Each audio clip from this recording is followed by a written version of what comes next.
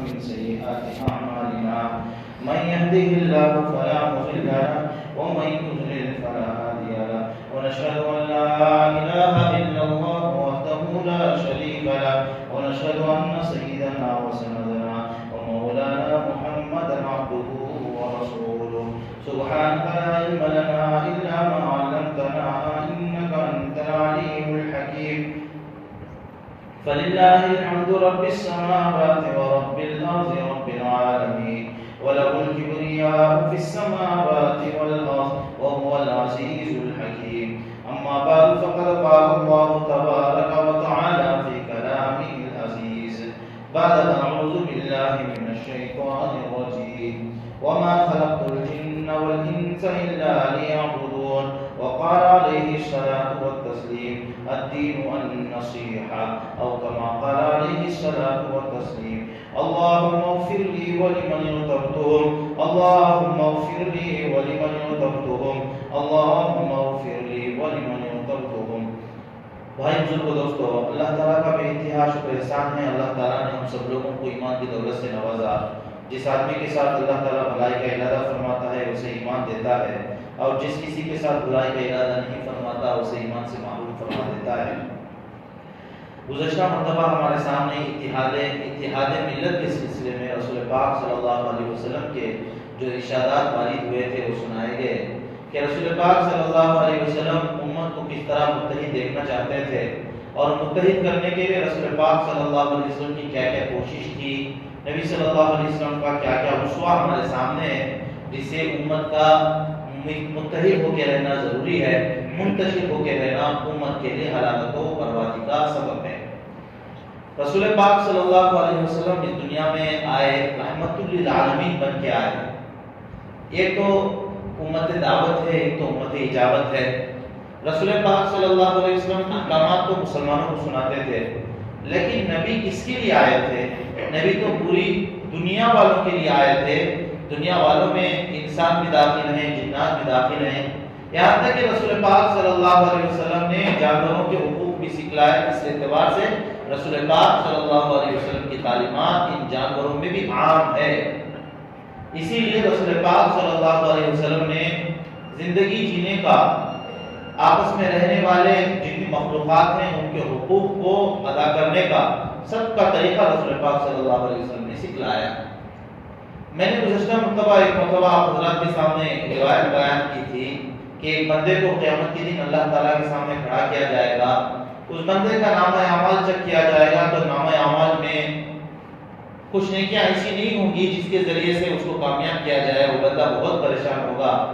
اس پریشانی کے عالم میں اللہ تعالیٰ اس کے اوپر فضل فرمائے گا، رحم فرمائے گا، کہے گا دیکھو اس کے نامہ اعمال میں کیا کوئی ایسی بھی نیکی ملتی ہے جس میں اس نے کسی چھوٹی چڑیا پر رحم کیا ہو؟ ہل رحمت عصفورا، کیا تو نے کبھی اپنی زندگی میں کسی چھوٹی چڑیا پر رحم کیا ہے؟ اگر تو نے رحم کیا ہے تو اللہ تعالیٰ اس کو کہہ دیا جاتا ہے چلو اس کو معاف کر دو، ہم اس کی مغفرت کرتے ہیں، کم سے کم ایک مرتبہ تو صحیح اس نے کسی چڑیا پر رحم کیا ہے۔ اسے کیا ہے؟ اس رحم کا تعلق صرف ایمان والوں کے ساتھ نہیں ہے، اس رحم کا تعلق انسانیت کے ساتھ ہے۔ اسی لیے رسول پاک صلی اللہ علیہ وسلم نے فرمایا الراحمون یرحمهم الرحمن ارحموا من فی الارض یرحمکم من فی السماء، جو لوگ زمین پہ رہنے والوں کے اوپر رحم کرتے ہیں اللہ تعالیٰ ان کے اوپر رحم کرتا ہے۔ یہ بھی عام ہے، بالکل عام ہے۔ زمین پہ رہنے والوں میں مسلمان، کافر، مشرک، مجوسی، یہودی، عیسائی، ان سے ہٹ کر جانور، پرندے، درندے سب داخل ہو گئے۔ جو آدمی ان کے اوپر رحم کرتا ہے اللہ تعالیٰ ان کے اوپر رحم کرتا ہے۔ اس کے ضمن میں ایک واقعہ بھی ہمارے سامنے آیا تھا۔ رسول پاک صلی اللہ علیہ وسلم کے سامنے ایک عورت کے سلسلے میں بتایا گیا، وہ بڑی متقی پرہیزگار ہے، نماز روزے کی پابند ہے، رات میں بھی تہجد کا اہتمام کرتی ہے، لیکن اس کے یہاں ایک بلی ہے جو باندھ رکھی ہے، وہ بلی کو کھولتی بھی نہیں کہ وہ کہیں اپنا دانہ تلاش کر لے، نہ ہی اس کو اپنی جانب سے روزی دیتی ہے، نہ دودھ پلاتی ہے، نہ کھانا کھلاتی، کچھ بھی نہیں کرتی، اپنی جانب سے روزی کا بندوبست بھی نہیں کرتی، یا کہ اس کو کھولتی بھی نہیں کہیں جا کے وہ اپنا بندوبست کر لے۔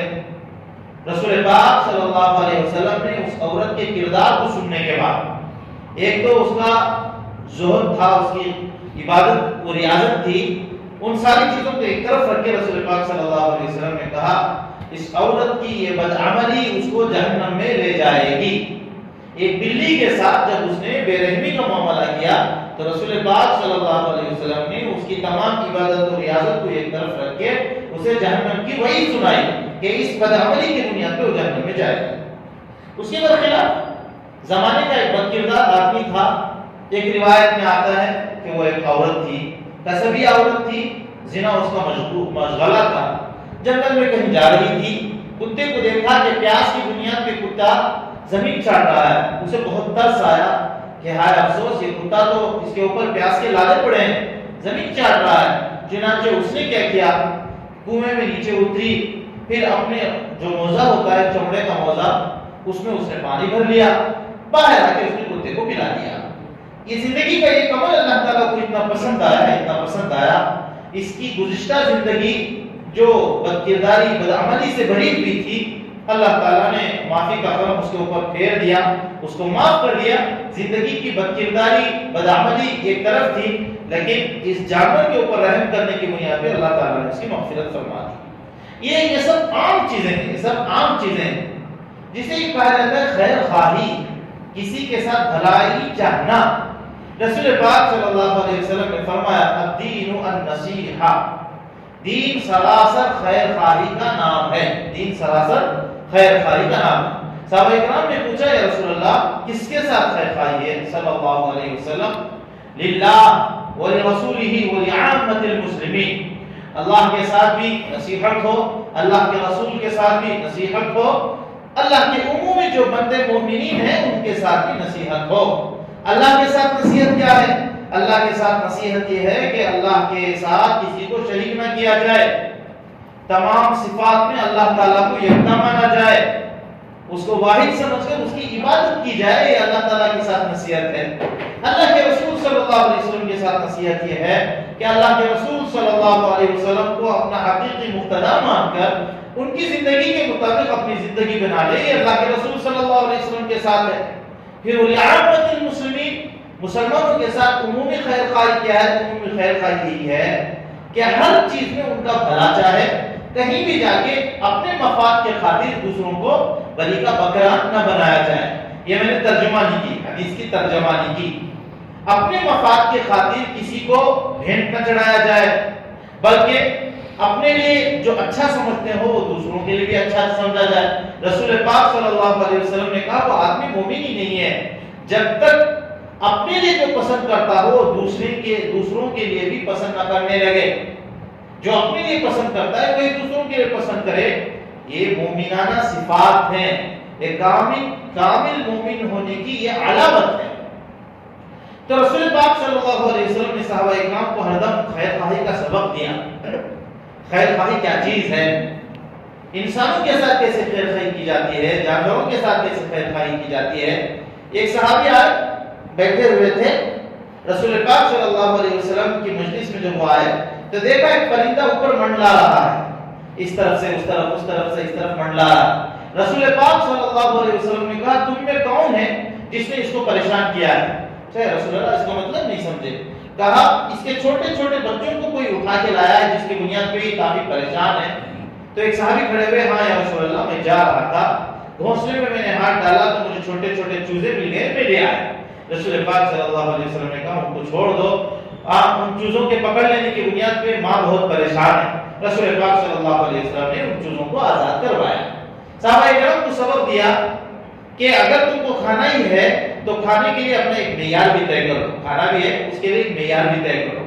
ایسے چھوٹے چھوٹے بچوں کو پکڑ لینا جس سے ان کی ماں پریشان ہو جائے یہ اچھا نہیں ہے۔ پھر فرمایا وہ آدمی ظالم ہے جو صرف اپنی شوق کے لیے پرندوں کو مارتا ہے، کھانے کی نیت نہیں، شوق کے لیے تیر اندازی کر کے خواہ پرندوں کو مار مار کے گراتا ہے۔ قیامت کے دن یہ پرندے اس کو پکڑیں گے کہ یا اللہ نہ اس نے میرا خون بہایا، نہ مجھ کو کھایا، نہ ہی مجھ کو جینے کا حق دیا۔ نبی صلی اللہ علیہ وسلم نے اسباب بتائے، اسی لیے انہی اسباب میں سے ایک سبب ہے، گزشتہ مرتبہ تفصیل کے ساتھ ہمارے سامنے آئے کہ کسی سایہ دار درخت کے نیچے پیشاب نہ کرو، لوگ وہاں بیٹھتے ہیں سایہ لینے کے لیے، تمہارے پیشاب پاخانہ کرنے کی بنیاد پہ ان کو تکلیف ہوگی۔ راستے میں اگر کوئی پتھر پڑا ہے اس پتھر کو ہٹا دو. یہ نہیں کہا گیا کہ مسلمانوں کا راستہ، طریق المسلمین نہیں کہا، سبیل المسلمین نہیں کہا.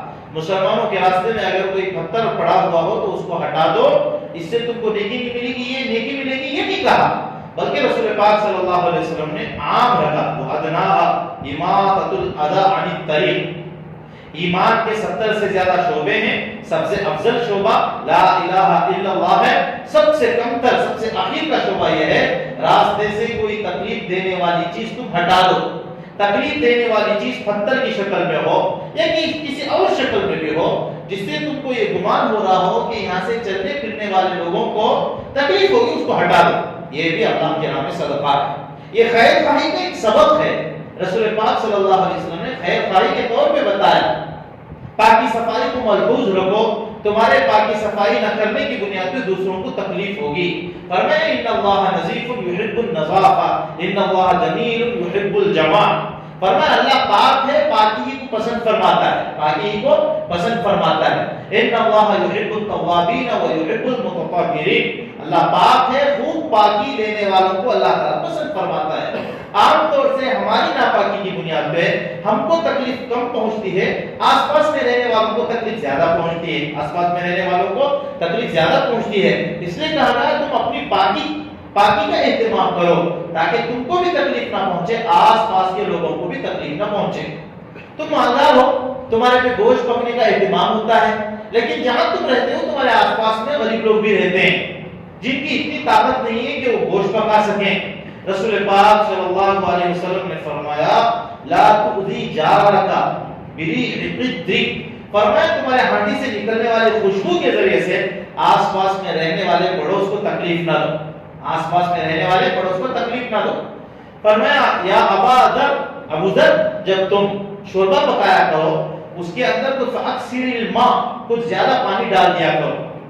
جب شوربہ زیادہ ہو جائے گا، گوشت کا سالن جب بناؤ تو اس کے اندر کچھ پانی ڈال دو، شوربہ زیادہ ہو جائے گا. اگر پڑوس والے کو تم گوشت نہیں دے سکتے تو کم سے کم شوربہ دے دو، شوربہ دے دو. انہی احکامات میں سے ایک ہے تم اپنے گھر اپنے بچوں کو کچھ پھل پھلاری لا رہے ہو تو اس طرح چھپا کے لاؤ کہ کسی کی نگاہ اس کے اوپر نہ پڑے. آج تمہارے جیب میں پیسہ ہے تم لا سکتے ہو، لیکن پڑوس میں ایک ایسا بھی آدمی ہے جس کے اندر اتنی صلاحیت نہیں ہے، اس کے بچے اس کو تنگ کریں گے کہ ہمارے پڑوس میں تو یہ لایا گیا، آپ بھی ہم کو دے دو، ہم کو آپ بھی فروٹ کھلاؤ، آپ بھی ہم کو گوشت کا سالن بنا کے کھلاؤ. ان کو تکلیف ہوگی، اور تکلیف کا باعث کون بن رہے ہیں؟ تکلیف کا باعث ہم بن رہے ہیں. اسی لیے رسول پاک صلی اللہ علیہ وسلم نے ان سارے احکامات کو سکھلائے جو انسانیت پر مشتمل ہیں. ایک تو مسلمانوں کے احکام ہیں، ایک انسانوں کے احکام ہیں. انسانوں کے احکام میں خیر خواہی بھی آتی ہے. ڈاکٹر عبدالحی عارفی رحمۃ اللہ علیہ کہا کرتے تھے مجھے تو ایسا لگتا ہے اللہ تعالیٰ نے اپنی زبان سے کہا ہو کہ میرے بندے اگر تو میرا قرب چاہتا ہے تو میرے بندوں کے ساتھ تو خیر خواہی کر، میرے بندوں کے ساتھ تو بھلائی کا معاملہ کر، اگر میرا قرب چاہتا ہے. اسی لیے رسول پاک صلی اللہ علیہ وسلم نے فرمایا الخلق عیال اللہ فاحب الخلق الى اللہ من یکرم الى عیالہ. فرمایا اللہ یہ سب پوری کائنات میں رہنے والی جو مخلوق ہے وہ اللہ تعالیٰ کا کنبہ ہے، اللہ تعالیٰ کا کنبہ ہے. اور اللہ تعالیٰ کے نزدیک سب سے زیادہ شریف آدمی، سب سے زیادہ پسندیدہ آدمی وہ ہے جو اللہ کے کنبے کے ساتھ بھلائی کا معاملہ کرتا ہے، بھلائی کا معاملہ کرتا ہے. یہ ساری چیزیں اللہ تعالیٰ کا کنبہ ہو گئی. اس میں پرند آ گئے، چرند آ گئے، دیگر جانور آ گئے، انسان آ گئے، جنات آ گئے. اسی لیے رسول پاک صلی اللہ علیہ وسلم نے کیا کہا تھا؟ ہڈی سے تم استنجا نہ کرو. ہڈی سے جو کھام گوشت کھا کے ہڈی پھینکتے ہیں، جب پیشاب پاخانے کی ضرورت پڑ جائے، آج تو ہمارے پاس پانی کی فراوانی ہے، جہاں پانی کی فراوانی نہیں، جیسے افریقہ کا علاقہ ہے، کئی دنوں تک لوگوں کو پانی نہ ملنے کی بنیاد پہ یہ گلاس پانی یہ گلاس پانی پر غسل کے لیے اتفاق کرتے ہیں. وہاں تو پانی کی اتنی تنگی ہے، ایسی جگہوں میں پیشاب پاخانے کے لیے پانی کیسے استعمال کریں گے؟ وہاں تو ٹیشو پیپر اگر مہیا ہو جائے، یہ دیگر چیزیں جن چیزوں کے ذریعے سے استنجا کیا جا سکتا ہے. تو رسول پاک صلی اللہ علیہ وسلم نے فرمایا استنجے کے لیے تم ہڈی کا استعمال نہ کرو. کیوں ہڈی کا استعمال نہ کرو؟ فَإِنَّهَا زَادُ إِخْوَانِكُمُ الْجِنِّ، اس لیے کہ تمہارے بھائی جنات کی روزی ہے. جو گوشت ہم کھا کے ہڈیاں پھینکتے ہیں، اللہ تعالیٰ ان ہڈیوں کے اوپر گوشت چڑھا دیتا ہے، اس کے ذریعے سے جنات کی غذا ہو جاتی ہے۔ اگر ہم نے پلید کر دیا اس ہڈی کو، پیشاب پاخانہ لگا کے پلید کر دیا، تو ان کی غذا کو ہم نے گویا کہ پلید کیا۔ جہاں رسول پاک صلی اللہ علیہ وسلم انسان کے ساتھ ساتھ جنات کی تک رعایت فرما رہے ہیں، تو آپ سوچئے رسول پاک صلی اللہ علیہ وسلم نے ہم کو کون سا سبق دیا ہے؟ فرمایا جب تم گھر بنتے ہو، گھر بنتے ہوئے اپنے گھر کو تھوڑا اونچا نہ کرو۔ کیوں اونچا نہ کرو؟ ارے تمہارے اونچا کرنے کی بنیاد پہ تمہارے پڑوس کو دو قسم کی تکلیف ہوگی، ایک اس کا اجالا رک جائے گا، دوسرا اس کو ہوا رک جائے گی، اس کو ہوا رک جائے گی۔ اسی لیے مسئلہ یہ بھی لکھا ہے، تم اپنے پڑوس سے ذرا پوچھ لو کہ بھائی میرا گھر تنگ ہو گیا ہے، میرا گھر تنگ ہو گیا ہے، میں اپنے گھر کو کچھ اونچا کرنا چاہتا ہوں، اگر تم اجازت دے دو تو میں اونچا کر لوں۔ وہ کیا کہے گا؟ آپ کی جگہ ہے، آپ اگر اونچا کر لیں تو مجھے کیا گلا ہے؟ نہیں، پوچھنا اس لیے ہے میرے اونچا کرنے کی بنیاد پہ تمہارے اجالے میں بھی فرق آئے گا، تمہاری ہوا میں بھی فرق آ جائے گا، اس لیے میں آپ سے اجازت لے رہا ہوں۔ اب ایک زمین ہے، ہم بیچنا چاہ رہے ہیں، شریعت کا حکم کیا ہے؟ سب سے پہلے تم آس پاس کے لوگوں کو پوچھو، شفا، حق شفا اس کو کہتے ہیں، سب سے پہلے ان کو پوچھو، اگر ان کو ضرورت ہے تو جو بازار کے دام ہے ان داموں سے وہ خرید لیں، اگر تم تھوڑا وسعت ظرفی برتتے ہوئے اگر تم کچھ کم کر کے ان کو دینا چاہو تو دے دو۔ نہیں، بعض لوگ اس کا بھی ناجائز فائدہ اٹھا لیتے ہیں، کہتے ہیں یہ ہمارے علاوہ کسی کو چاہا ہی نہیں ہے، جو بازار میں دام ہوتے ہیں اسے 50% کم میں پوچھ لیتے ہیں، یہ ان کی انسانیت کے خلاف ہے، یہ ان کی انسانیت کے خلاف ہے، ایسے نہیں کرنی چاہیے۔ الغرض رسول پاک صلی اللہ علیہ وسلم نے ہمسایوں کے حقوق یعنی پڑوسیوں کے حقوق بتائے، جانوروں کے حقوق بتائے، ایسا خیر خواہی کے ذمہ میں آتا ہے۔ اللہ تعالیٰ کو خیر خواہی سب سے زیادہ پسند ہے، اسی بنیاد پہ قرآن پاک کلام موجز ہے، معجز بھی ہے، موجز بھی ہے۔ معجز کیسے؟ معجز کا مطلب یہ ہے کہ اس وقت کے جو ادبا فصحا بڑے بڑے شعراء تھے، عرب کے بڑے بڑے شاعر قسم کے لوگ تھے، ان کو ایک چیلنج کیا گیا۔ چیلنج کیا تھا؟ فَأْتُوا بِحَدِيثٍ مِثْلِهِ، کہ تم قرآن پاک کی طرح کوئی ایک ٹکڑا لے کے آؤ۔ تو پوری صدیوں میں اور آج تک اس چیلنج کو انہوں نے پورا نہیں کیا۔ اپنی زبان دانی پہ ان کو بہت فرق ہے، فخر ہے، اسی بنیاد پہ وہ اپنے آپ کو عرب کہتے ہیں، دوسروں کو عجم کہتے ہیں۔ عجم کا مطلب گونگا، ہم کو گونگا کہتے ہیں، اپنے آپ کو عرب کہتے ہیں۔ وہ سمجھتے ہیں کہ جو عربی زبان بولتا ہے وہی بولنے والا ہے، اس کے علاوہ وہ گونگے ہیں۔ اپنی زبان دانی پہ ان کو اتنا زیادہ فخر تھا، اس کے باوجود قرآن پاک کے مقابلے میں کبھی بھی انہوں نے ایک ٹکڑا، پہلے سورتیں پوچھی گئی، سورت لاؤ، اس کے بعد کہا گیا فاتو بعشر سور مثلی، 10 سورتوں کو لاؤ، اس کے بعد پوچھتے پوچھتے ایک چھوٹی سی سورت کو لاؤ، وہ بھی نہیں آ سکتے تو کم سے کم ایک ٹکڑا لے آؤ، تو وہ بھی ان سے نہ ہو سکا، اس میں وہ ناکام ہو گئے۔ اسی اعتبار سے یہ قرآن معجز ہے۔ اچھا، قرآن پاک میں اللہ تعالیٰ نے تمام چیزوں کی تفصیل بھی بیان کی ہے، الہی کہ اللہ تعالیٰ نے کچھ چیزوں کی تفصیل بھی کی ہے اس کی اہمیت کے مد نظر، ورنہ اللہ تعالیٰ نے بہت کم تفصیل بیان کی ہے۔ چھوٹے سے ٹکڑے میں سمندر کو اللہ تعالیٰ نے سمو دیا ہے۔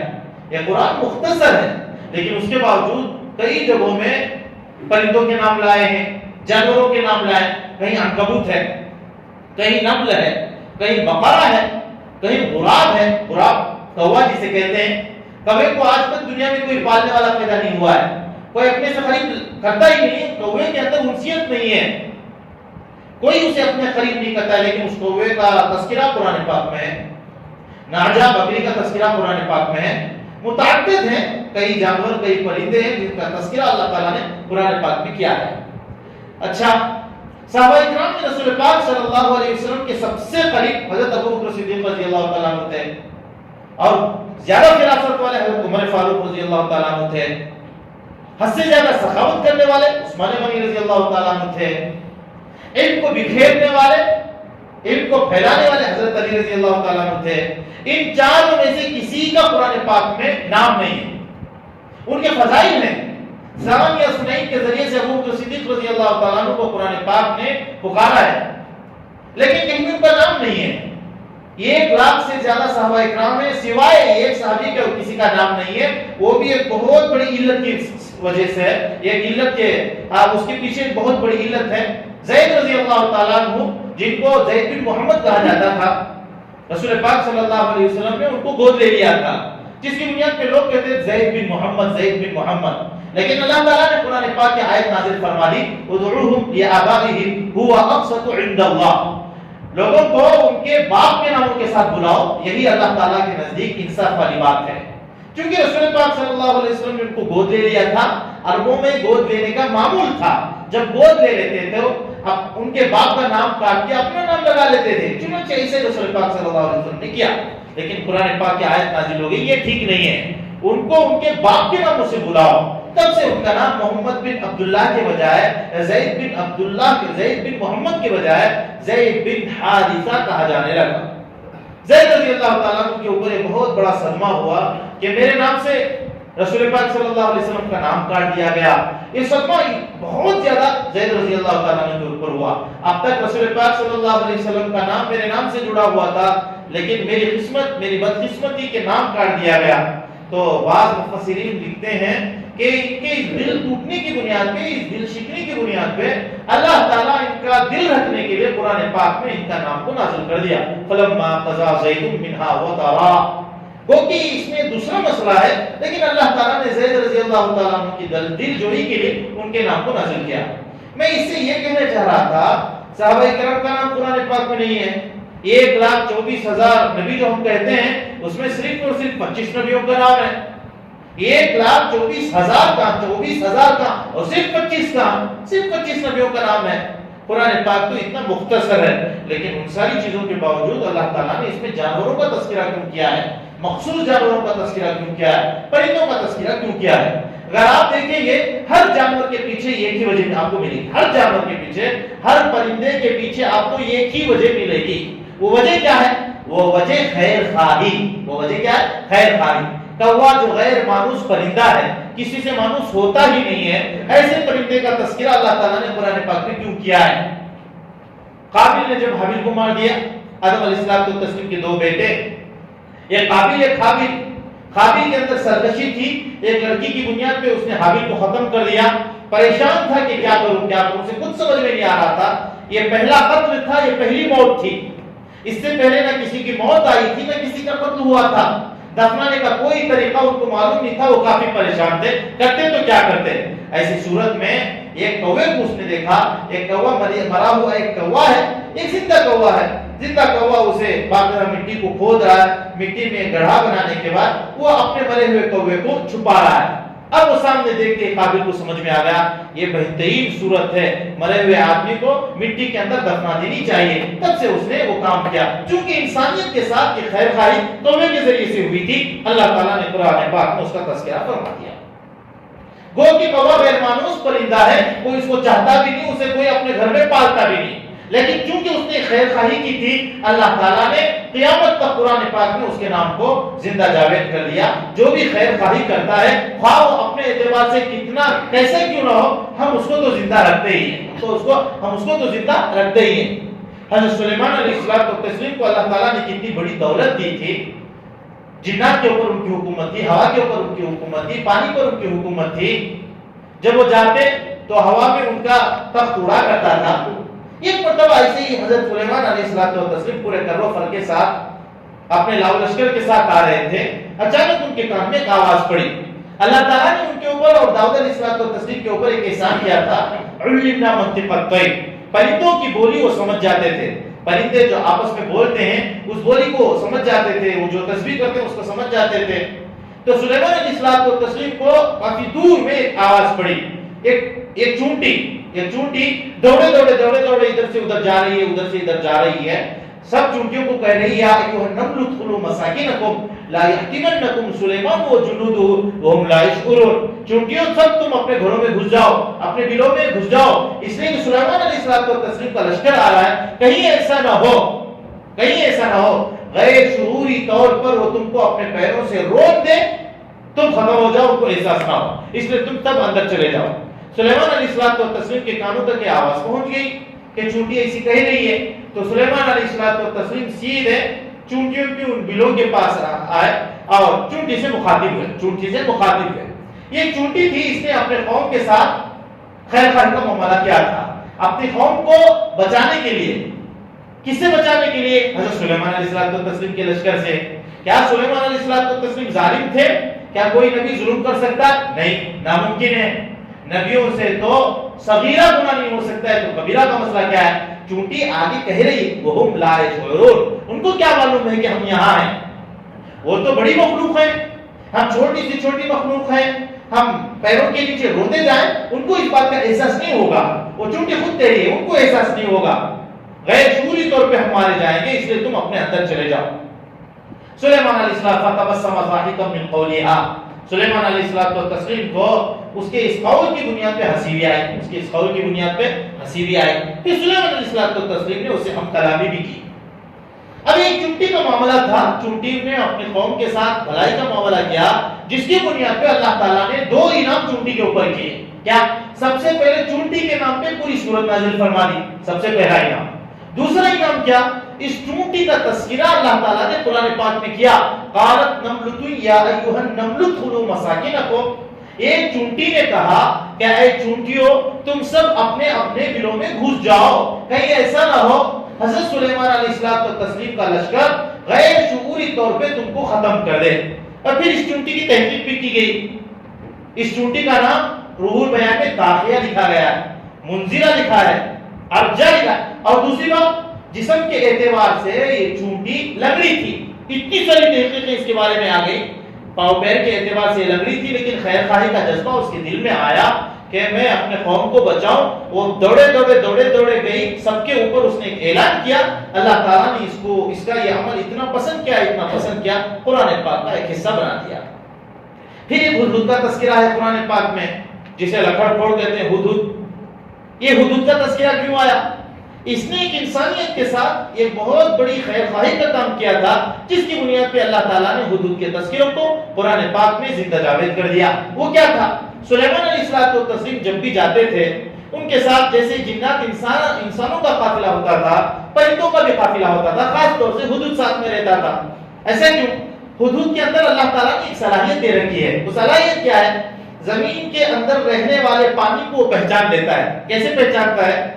جیسے شیشے کے اندر پانی ہو تو شیشے کے اوپر دکھائی دیتا ہے، ایسے ہی ہدہد کو دکھائی دینے لگتا ہے کہ زمین کے کس خطے میں کتنا پانی ہے. سلیمان علیہ السلام و تسلیم حرم جانا چاہ رہے تھے، مکہ مکرمہ جانا چاہ رہے تھے، تو اس دوران ایک جگہ پڑاؤ ڈالے. نماز کا وقت ہو گیا، نماز پڑھنے کے لیے وضو کی ضرورت ہے، پانی کہیں معلوم نہیں ہو رہا ہے. پوچھا ہدہد کہاں ہے؟ وتفقد الطير فقال ما لي لا ارى الهدهد ام كان من الغائبين. کہاں ہدہد؟ کہاں چلا گیا؟ دور دور تک دیکھا گیا، کہیں بھی ہدہد نظر نہیں آ رہا. سلیمان علیہ السلام و تسلیم کا وقت نکلتا جا رہا ہے. سلیمان علیہ السلام و تسلیم نے کہا لأعذبنه عذابا شديدا او لأذبحنه او ليأتيني بسلطان مبين. جب وہ آ جائے، اگر اس کے پاس کوئی ٹھوس وجہ موجود نہ ہو تو میں اس کو یا تو سخت سزا دوں گا یا اس کو ذبح کر دوں گا. یہاں معاملہ کیا ہوا؟ جب جا رہے تھے تو یمن کے علاقے میں ایک پڑاؤ ہوا ہے. یہ ہدہد جاتے جاتے ایک باغ ملا تو باغ میں اتر گیا. اس کا نام انفیر تھا. وہ باغ میں اتر گیا، اسے یمن کا ایک ہدہد مل گیا. اس ہدہد کے سامنے اس نے حضرت سلیمان علیہ السلام تسلیم کی بڑائی بیان کی. ہمارے نبی ایسے ہیں، ان کی اتنی بڑی حکومت ہے، میں انہی کا ایک کارندہ ہوں، اڑتے اڑتے میں یہاں آیا ہوں. پھر اس نے بتایا ارے ہماری بھی ایک بادشاہ ہے، ہماری بھی ایک ملکہ ہے، اس کی بھی حکومت اتنی بڑی ہے، ملکہ بلقیس جس کو کہتے ہیں. 12,000 اس کے وزیر ہیں، ہر وزیر کے ماتحتی میں 1 لاکھ کا پورا عملہ ہے. تو کتنی بڑی سلطنت ہوگی. اب اس نے کہا تم دیکھنا چاہو گے؟ چلو ہم دیکھتے ہیں. چلو یہ لے کے اڑ گیا. کدھر اڑ گیا؟ ملکہ سبا کے طرف اڑ گیا. اب یہ ملکہ سبا کے پورے ماحول کو دیکھنے لگا کہ ملکہ سبا کیا کرتی ہے. وہ سورج کی پوجا کرتی ہے، لاکھوں کی تعداد میں اس کا لشکر ہے، لاکھوں کی تعداد میں اس کا لشکر ہے، وہ سورج کی پوجا کرتی ہے. اس کو بھی عجیب سا لگا، یہ کیا ہے؟ اتنی بڑی طاقت ہونے کے باوجود اسے اتنی عقل نہیں ہے، یہ سورج کی پوجا کرتی ہے. چنانچہ واپس ہونے لگا. اب سلیمان علیہ السلام و تسلیم کا جب وقت حد سے زیادہ بڑھ گیا، نسر جسے گدھ کہتے ہیں، پرواز میں سب سے اونچا پرندہ ہوتا ہے، اس کو حکم دیا تم جاؤ کسی طریقے سے اسے پکڑ کے لاؤ. یہ اونچا ہوتے ہوتے ہوتے جب زیادہ اونچائی پہ گیا، دور سے ہدہد اڑتا ہوا اس کو نظر آیا. یہ سب کچھ میں تفسیر مظہری اور روح البیان کے حوالے سے کہہ رہا ہوں. جب اڑتا ہوا نظر آیا، یہ غصے میں تھا. مصر جو گدھ کہتے ہیں وہ غصے میں تھا، قریب تھا کہ وہ دبوچ لے تھا. وہ دور ہی سے اس نے کہا اللہ کا میں واسطہ دے کے کہتا ہوں میرے اوپر رحم کر، میرے پاس ایک بہت بڑی دلیل ہے جو میں سلیمان علیہ السلام کے سامنے پیش کروں گا، تیرے سامنے پیش نہیں کروں گا۔ چنانچہ وہ سیدھے حضرت سلیمان علیہ السلام کے دربار میں آیا۔ سلیمان علیہ السلام جلیل القدر بادشاہ تھے، ان کے روپ کو دیکھتے ہی یہ مرعوب ہوا، اب یہ سمجھ گیا کہ اب میری پٹائی ہوگی یا مجھے عذاب دیا جائے گا، سزا دی جائے گی، تو اس نے اپنے پر کو پھیلا لیا، پر کو زمین پہ لگاتے ہوئے سلیمان علیہ السلام کے پاس آیا اور کہا جو اللہ کے بندوں پر رحم کرتا ہے اللہ اس کے اوپر رحم کرتا ہے۔ اتنا سننا تھا، سلیمان علیہ السلام سمجھ گئے اس کے پاس کوئی ضرور دلیل ہے، اس کے پاس کوئی دلیل ہے جس کی بنیاد پہ اتنی بڑی بات کہہ رہا ہے۔ پوچھا بتا کہاں گیا تھا، کہاں غائب ہو گیا تھا، میری ضرورت پہ تم مجھ کو نہ مل سکا۔ اب اس نے وہ پوری کارگزاری سنا دی کہ حضرت میں ایسے قوم کے پاس سے آ رہا ہوں جن کی بہت بڑی سلطنت ہے، لاکھوں کی تعداد میں ان کا لشکر ہے، لیکن وہ سورج کی پوجا کرتے ہیں اور ان کا حاکم ایک عورت ہے، اتنی وجہ تم راتر تملکوہا، ان کی جو مملکت سنبھالے ہوئے ہے وہ ایک عورت ہے۔ سلیمان علیہ السلام نے کہا اگر تو اپنی بات میں سچا ہے تو جا میرا خط لے کے جا۔ سلیمان علیہ السلام نے خط لکھا، انہ من سلیمان وانہ بسم اللہ الرحمن الرحیم، یہ سلیمان علیہ السلام کی جانب سے ہے، اور پھر بسم اللہ الرحمن الرحیم لکھی۔ آپ اسے حضور کو دے دیا، لے کے جا۔ وہ عورت کا ایک کمرہ تھا، وہ سوتی تھی تو اٹھتی کب تھی جب سورج نکلتا تب جاگتی تھی، اس کے پیروں کی جانب بھی ایک سوراخ تھا، وہ سوراخ سے جب سورج کی روشنی پڑتی تھی تو سیدھے اٹھ کے وہ سجدے میں چلی جاتی تھی، اس کا معمول تھا، اس کا نام ملکہ سبا ہے۔ تو یہ حدود سیدھے گیا اس سوراخ میں بیٹھ گیا، اب سوراخ میں ایسا بیٹھا اپنے پیروں کو پھیلا کے، اپنے پروں کو پھیلا کے، سورج کی روشنی آنے کا بھی احساس نہیں ہوا۔ یہ ملکہ سبا سوتے سوتے پریشان ہو گئی کہ کیا بات ہے، صبح نہیں ہو پا رہی ہے، سورج کی کرنیں نہیں پھوٹ رہی ہیں، میں سجدہ کب کروں؟ جب وہ اٹھی جاگی ہے تو اس کے منہ میں جو چٹی تھی حضرت سلیمان علیہ السلام کی، اس نے زور سے پھینک دیا، چٹی کو اس نے اٹھایا اور پڑھا تو کیا دیکھا، میرے سے بھی بڑا کوئی بادشاہ ہے، میرے سے بھی بڑا کوئی بادشاہ ہے۔ خیر ایک لمبا قصہ ہوا، سلیمان علیہ السلام کے پاس وہ آئیں، وہ بھی مسلمان ہو گئی اور جتنی اس کی رعایا تھی سب کی سب مسلمان ہو گئی۔ ایک حدود کے ذریعے سے اللہ تعالیٰ نے اتنی بڑی رعایا کو، اتنی بڑی قوم کو اسلام کی دولت سے مشرف کیا تھا۔ اللہ تعالیٰ نے اس حدود کو پسند کیا تو قرآن پاک کا ایک حصہ بنا دیا۔ تو یہ کہا کہ خیر خواہی ایک ایسا عمل ہے جس عمل کو اللہ تعالیٰ اتنا پسند فرماتا ہے، جانوروں سے بھی اسے پسند فرما کر جانوروں کے ناموں کو اس نے قرآن پاک کا ایک حصہ بنا دیا۔ ایک سورت ہے سورۃ العنکبوت جسے کہتے ہیں، عنکبوت کہتے ہیں مکڑی کو، مکڑی کا جالا سب سے زیادہ کمزوری میں مشہور ہے۔ اس مکڑی کا تذکرہ اللہ تعالیٰ نے قرآن پاک میں کیوں کیا؟ بلکہ تذکرہ ہی نہیں، خود قرآن پاک میں اللہ تعالیٰ نے یہ بھی کہا وَإِنَّ أَوْهَنَ الْبُيُوتِ لَبَيْتُ الْعَنكَبُوتِ، سب سے زیادہ کمزور گھر یہ مکڑی کا گھر ہے، یہ بھی بتایا۔ لیکن مکڑی کے نام پہ اللہ تعالیٰ نے قرآن پاک کی ایک سورت کو نازل کیا، مکڑی کا تذکرہ بھی کیا۔ ایسے کیوں تھا؟ رسول پاک صلی اللہ علیہ وسلم جب ہجرت کر کے گئے غار ثور میں، رسول پاک صلی اللہ علیہ وسلم 3 دن تک چھپے رہے۔ ثور کیوں کہتے ہیں؟ ثور وہ اس کی حیت و کچھ حیت ایسی ہے جیسے گائے کی بیل کی حیت ہوتی ہے، بیل کی جو پیچھے کی شکل ہوتی ہے ایسی ہی شکل اس غار کے ہے، اسی بنیاد پہ اسے غار ثور کہا جاتا ہے۔ غار ثور ابھی اتنی اونچائی میں ہے، آج کے دور میں بھی بہت مشقت کے بعد اسے چڑھنا ہوتا ہے۔ غار ہرا کے لیے تو سیڑھیاں ہیں، آسانی کے ساتھ لوگ چڑھ لیتے ہیں، لیکن غار ثور آج بھی مشکل ترین مسئلہ ہے۔ تو رسول پاک صلی اللہ علیہ وسلم جب اندر گئے ہیں، اس کے بچاؤ کا انتظام، رسول پاک صلی اللہ علیہ وسلم کے بچاؤ کا انتظام کیسے کیا گیا؟ لوگ پہنچتے وہاں تک بھی پہنچ گئے تھے، یہاں تک ایک آدمی پیشاب کر رہا ہے، اس کی چھینٹیں ابو بکر صدیق رضی اللہ تعالیٰ عنہ کو اڑ گئی۔ تو کہا یا رسول اللہ اب کیا ہوگا؟ لوگ تو یہاں تک بھی پہنچ گئے، لیکن اللہ تعالیٰ نے ان کو اوجھل کرنے کے لیے، ان کو مخفی رکھنے کے لیے اس وقت جس چیز کو استعمال کیا وہ سب سے پہلے مکڑی، دوسرے درجے میں کبوتر۔ مکڑی نے جالا ڈال دیا اور اس میں ایک کبوتر نے انڈا ڈال دیا۔ لوگوں نے کہا نہیں یہاں نہیں جا سکتے، بعضوں نے کہا نہیں یہی ہے، 100% یہی ہے، پکا یقین ہے۔ لوگوں نے کہا تو اتنا بیوقوف ہے، تو اتنا سمجھ میں نہیں آ رہا ہے، اگر یہ اندر جاتے تو یہ جالا کٹ جاتا، انڈا جو حمامت جو کبوتری کا انڈا ہے وہ پھوٹ جاتا، اس بنیاد پہ یہاں نہیں۔ وہ لوگ چلے گئے، خرید آ کے پھر واپس چلے گئے۔ تو اللہ تعالیٰ نے ان کو اتنا پسند کیا، عنکبوت کے نام پہ اللہ تعالیٰ نے قرآن پاک میں پوری سورت کو نازل فرما دیا۔ نملہ جو نملہ جس نملہ کا تذکرہ قرآن پاک میں ہے اس کا نام طاغیہ، جو میں نے کہا طاغیہ منذرہ، یہ تورات میں ہے یا انجیل میں ہے یا اس سے پہلے کی صحیفوں میں ہے؟ روح البیان میں ایسا لکھا ہے سلیمان علیہ السلام و تسلیم کے زمانے سے پہلے جو کتابیں نازل ہوئی ہیں ان کتابوں میں بھی اس چونٹی کا تذکرہ تھا. کیوں؟ یہ چونٹی آگے چل کے اپنی قوم کے ساتھ خیر خواہی کرنے والی تھی، اس لیے اللہ تعالیٰ نے اس کو پسند فرما کے پہلے ہی اپنی کتابوں میں اس کو جگہ دے دی. تو میرے دوستوں، سب سے بڑی بھلائی انسانیت کے ساتھ خیر خواہی کرنا ہے. سب سے بڑی بھلائی انسانیت کے ساتھ خیر خواہی کرنا ہے، مسلمانوں کے ساتھ خیر خواہی کرنا ہے. دوسرا درجہ ہے، دوسرا یہ ایمان کا درجہ ہے، دوسرا نہیں، یہ ایمان کا درجہ ہے. ہر اس آدمی کے اوپر اللہ تعالیٰ رحم فرماتے ہیں جو انسانوں کے اوپر رحم کرتا ہے، جانوروں کے اوپر رحم کرتا ہے، پرندوں کے اوپر رحم کرتا ہے. اللہ تعالیٰ سے دعا ہے کہ اللہ تعالیٰ ہم سب لوگوں کو جو کچھ سنے اس پر عمل کرنے کی توفیق عطا فرمائے، انسانیت کا سبق حاصل کرنے کی توفیق عطا فرمائے. آمین ثم آمین. وآخر دعوانا ان الحمد للہ رب العالمین.